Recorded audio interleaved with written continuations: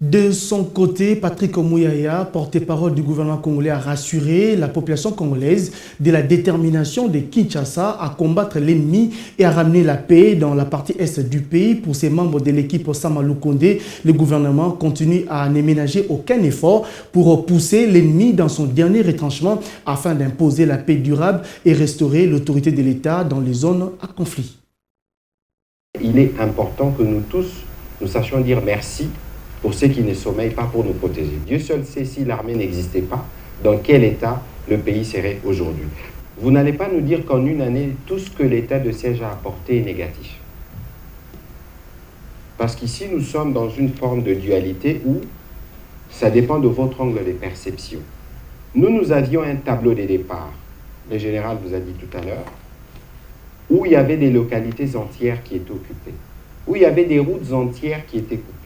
où il y avait des régions où les populations ne pouvaient même plus se déplacer. Mais aller dans les Nord Kivu, nous y étions, avec le Premier ministre pour faire l'évaluation de l'état de siège, comme en Ituri, on a vu des travaux qui se sont faits entre-temps et qui ont soulagé les populations riveraines qui vivent et qui sont témoins de tout ça. Alors, il faut peut-être faire attention à tous ceux qui, en fait, malheureusement, ne propagent que de mauvaises nouvelles. Aujourd'hui, il est un fait, le général l'a dit tout à l'heure, l'état de siège n'a pas vocation à demeurer de manière indéfinie.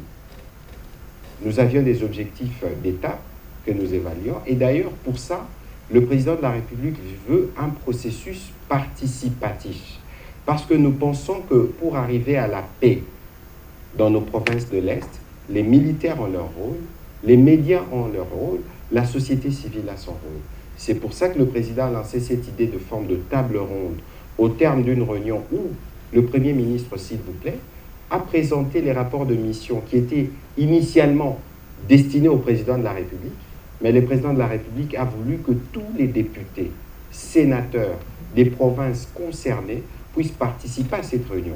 Et c'était donc en toute transparence, et la réflexion qui doit se faire au plus tard avant la fin de la session autour de ce qu'on a appelé table ronde, ce sera peut-être une réunion en petit format qui permettra d'évaluer les rapports des gouverneurs militaires et de décider de la suite à réserver pour l'état de siège. Ici, l'objectif principal, et c'est ce que tout le monde doit garder, c'est que nous devons parvenir à la paix.